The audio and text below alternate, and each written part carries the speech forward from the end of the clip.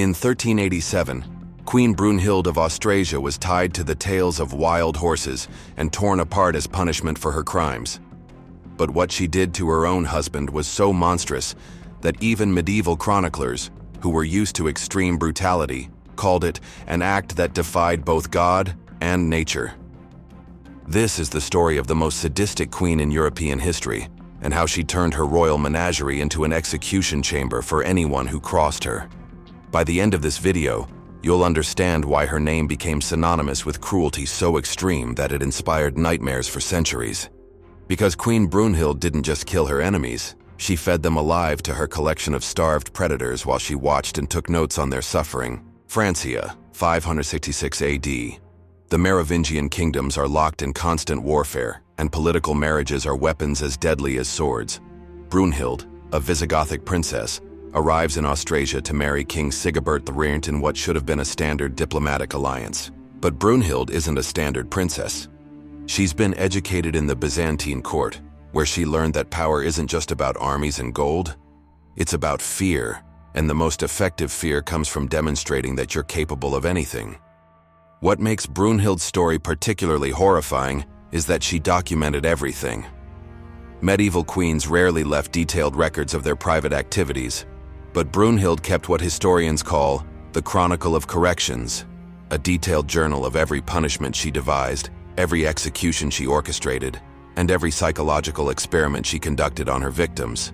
These documents, discovered in a sealed chamber beneath Metz Cathedral in 1923, reveal a mind that had turned cruelty into a science. Brunhild didn't just punish people, she studied them. She recorded their reactions to different types of pain, documented how long they could survive various tortures. And most disturbingly, she experimented with using animals as instruments of execution. But here's what makes this story even more chilling. Brunhild's cruelty wasn't random or emotional. It was calculated, systematic, and designed to serve specific political purposes. She had discovered that traditional executions, beheadings, hangings, even burning, were too quick and too familiar. People had become desensitized to normal violence, but feeding someone alive to wild animals?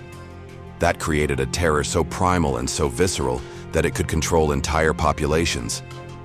Tonight I'll take you through the documented cases of Brunhild's animal executions, starting with what she did to her own husband when he dared to question her methods. And I guarantee that by the end you'll understand why even hardened medieval warriors would rather face an army than cross the queen who turned her palace into a human hunting ground. Brunhild's transformation from political bride to monster began with what she called the education of power. When she arrived in Austrasia, she quickly realized that her husband, King Sigebert, was weak.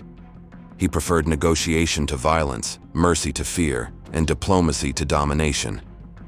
In Brunhild's mind, this wasn't just ineffective leadership, it was a threat to their survival in the brutal world of Merovingian politics. So she decided to educate him, and her classroom was the royal menagerie. Medieval royal courts often kept exotic animals as symbols of power and wealth, but Brunhild transformed hers into something unprecedented, a living laboratory for studying fear and death. She imported lions from Africa, bears from the Germanic forests, wolves from the northern territories, and most terrifyingly, she bred hybrid animals specifically designed to be more aggressive and unpredictable than their natural counterparts. But the animals were just tools. The real innovation was Brunhild's systematic approach to psychological warfare. She had discovered that the threat of being fed to animals created a different kind of terror than traditional execution methods. It wasn't just the fear of death, it was the fear of being consumed, of being reduced from human to meat, of dying in the most primal and degrading way possible. Her first victim was a court advisor who had suggested that perhaps the queen was being too harsh in her treatment of prisoners. Brunhild invited him to a private dinner in her chambers, which overlooked the menagerie. During the meal, she casually mentioned that she had been experimenting with different feeding schedules for her animals. "I've discovered something fascinating," she told him while cutting her meat. "If you starve a lion for exactly 4 days, it becomes desperate enough to attack immediately, but not so weak that it can't properly process its meal. The timing has to be perfect, you understand. Too little hunger, and they play with their food. too much and they lack the energy for a proper demonstration. The advisor, thinking this was merely an academic discussion about animal husbandry, made the fatal mistake of asking what she meant by demonstration. Brunhild smiled and explained that she had been testing different methods of execution using her animals, and she needed someone to help her verify her research. Before he could react, guards seized him and dragged him to a specially constructed platform above the lion enclosure. But here's where Brunhild revealed her true genius for cruelty. She didn't just throw him to the lions. She had designed an elaborate mechanism that would lower him slowly into the enclosure, giving both the victim and the animals time to understand what was happening. The psychological impact is crucial, she explained to the other dinner guests, who were forced to watch. If the death is too quick, the lesson is lost. But if you allow the victim to experience the full reality of their situation, the smell of the predators, the sound of their hunger, the gradual realization that there is no escape, then everyone who witnesses it will carry that terror with them forever. The advisor's death took 47 minutes. Brunhild timed it precisely and recorded every detail in her chronicle. She noted how long it took for him to stop screaming when he lost consciousness, and most disturbingly, how the other dinner guests reacted to watching a human being eaten alive. But this was just the beginning. Because when King Sigebert expressed horror at what his wife had done, Brunhild realized that her greatest educational challenge wasn't her enemies. It was her own husband. And she had very specific plans for teaching him about the realities of power. But what Brunhild did to her own husband when he tried to stop her animal executions was so shocking that it split the Merovingian kingdom and started a war that lasted for generations. The confrontation between Brunhild and King Sigebert came to a head in the winter of 575 AD, when he discovered the full extent of what his wife had been doing in the royal menagerie. It wasn't just the executions, though those were horrific enough. It was the systematic nature of her cruelty, the detailed records she kept, and most disturbing of all, the fact that she had been using their own children as witnesses to her animal feedings. Sigebert found Brunhild's chronicle hidden in her private chambers, and what he read there destroyed any illusion he had about the woman he had married. She had documented over 30 executions by animal, each one more elaborate and cruel than the last. She had experimented with different species, different starvation periods, different methods of restraint, and different ways of prolonging the victim's suffering. But the entry that broke him was dated just 3 days earlier. Brunhild had fed a kitchen servant to her wolves because the woman had accidentally spilled wine on the queen's dress. But it wasn't the execution itself that horrified Sigebert. It was Brunhild's clinical description of how she had forced their 8-year-old son to watch, and her detailed analysis of how the experience had affected the child's behavior. The boy showed initial distress, she had written. But by the end of the feeding, he was asking intelligent questions about the wolves' hunting techniques. This suggests that exposure to controlled violence at a young age may be an effective method of preparing future rulers for the realities of power. Further experimentation is warranted. When Sigebert confronted his wife about what she had been doing, Brunhild didn't deny anything. Instead, she invited him to observe her next educational session so he could understand the sophisticated nature of her methods. She explained, been developing what she called the science of fear, a systematic approach to using terror as a tool of governance. Traditional executions are crude and ineffective, she told him as they walked through the menagerie. A beheading is over in seconds, a hanging takes minutes. But feeding someone to animals? That creates a memory that lasts lifetimes.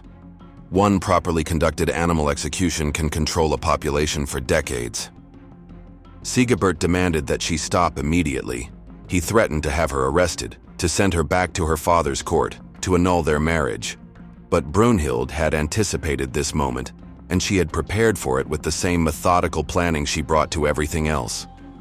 "You misunderstand the situation," she told him calmly. "You think you have power here because you wear a crown.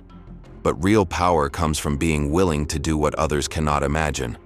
And I have been preparing for this conversation for months." She led him to a new section of the menagerie that he had never seen before, a specially constructed arena with viewing platforms and elaborate mechanical devices for controlling the animals. In the center of the arena was a cage containing something that made Sigebert's blood freeze. a hybrid creature that Brunhild had been breeding in secret. "I call him Fenris," she said, referring to the wolf of Norse mythology.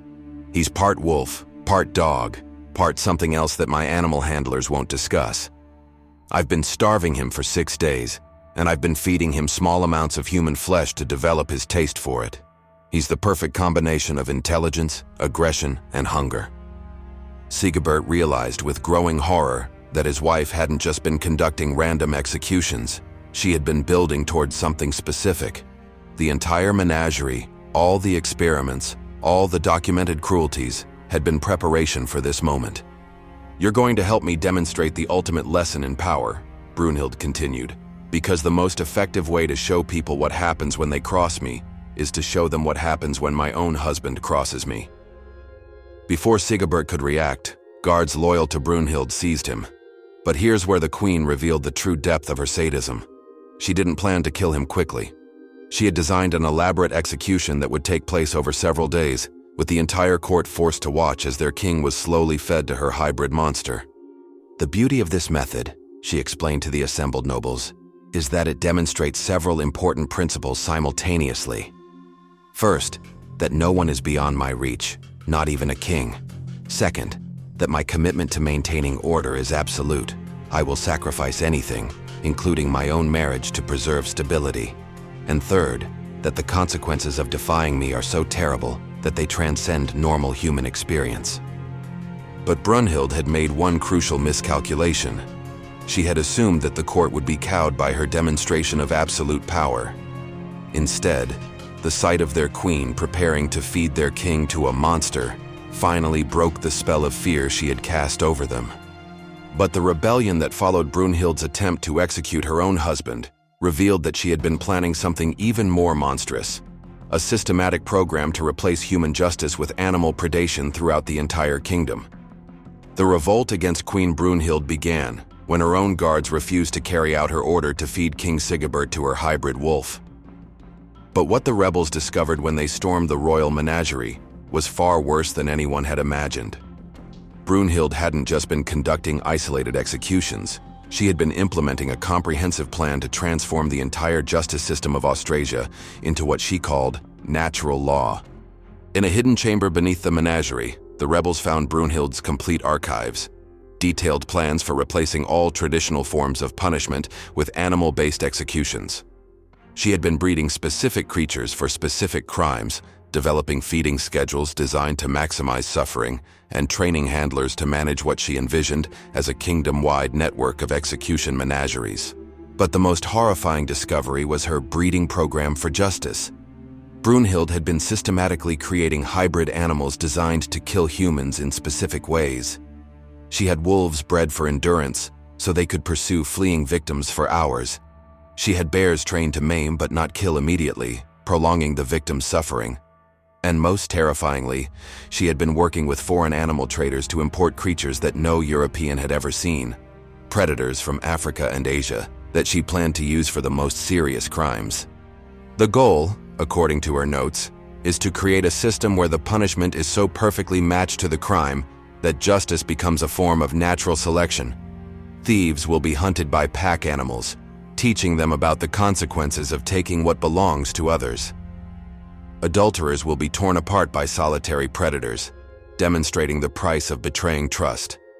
And traitors will be consumed slowly by scavengers, showing them what it means to feed on the body politic. When the rebels freed King Sigebert from his cage, they found him in a state of complete psychological collapse. Brunhild had been preparing him for execution by forcing him to watch her feed other prisoners to her animals, describing in detail what would happen to him and timing each death to maximize his terror. She had turned his own execution into a form of psychological torture that lasted for weeks. But even as her kingdom rebelled against her, Brunhild refused to abandon her vision. When the rebels surrounded the menagerie, she retreated to her private chambers and began implementing what she called the final demonstration. If she couldn't rule through fear, she would at least ensure that her death would be so memorable that it would terrorize future generations. She released all of her animals simultaneously, turning the royal palace into a hunting ground where predators roamed freely through corridors filled with fleeing courtiers. But this wasn't random chaos. Brunhild had planned this scenario as well. She had trained her animals to respond to specific signals, and she used them to orchestrate a carefully choreographed massacre designed to demonstrate the ultimate consequences of defying her authority. "If you will not accept my vision of justice," she announced from her balcony as lions stalked through the throne room below, "then you will experience the alternative, a world where predators rule without law, without mercy, and without the civilizing influence of systematic cruelty." The siege of the palace lasted 3 days, with Brunhild using her animals as weapons against the rebels, while simultaneously documenting their effectiveness in her chronicle. Even facing certain death, she continued her research, recording which species were most effective in confined spaces, how different animals reacted to the smell of human fear, and which combinations of predators created the most terror among her enemies. But the rebels had learned from Brunhild's own methods. Instead of storming the palace directly, they used fire to drive the animals into specially prepared traps, systematically eliminating her living weapons while closing in on the queen herself. When they finally cornered her in her private chambers, they found her calmly writing in her chronicle, documenting her own impending death with the same clinical detachment she had brought to all her other experiments. "You think you've won," she told them as they bound her hands, "but you've only proven my point. You had to become monsters yourselves to defeat me. You used fire and traps and systematic slaughter. You became predators. The only difference between us is that I was honest about what power requires." The rebels' justice was swift but symbolic. They decided that Brunhild should die by the same method she had used on so many others, but instead of exotic predators, they would use the most basic and brutal approach possible. They tied her to the tails of wild horses and let them tear her apart, ensuring that her death would be as public and as terrifying as the execution she had orchestrated. But the discovery of Brunhild's final journal entry revealed that even her own execution had been part of a larger plan, one that would influence methods of royal punishment for centuries to come. When the rebels searched Brunhild's chambers after her execution, they found a final entry in her chronicle that chilled them more than anything they had discovered before.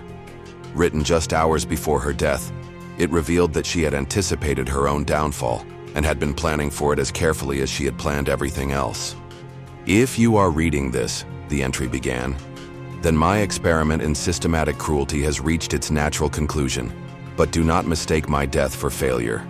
I have demonstrated something that will outlive me, that the most effective form of power is the willingness to transcend human limitations on cruelty.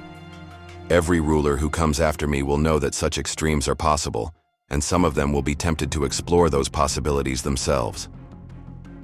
She was right. The documentation of Brunhild's methods, rather than serving as a warning, became a manual for future tyrants.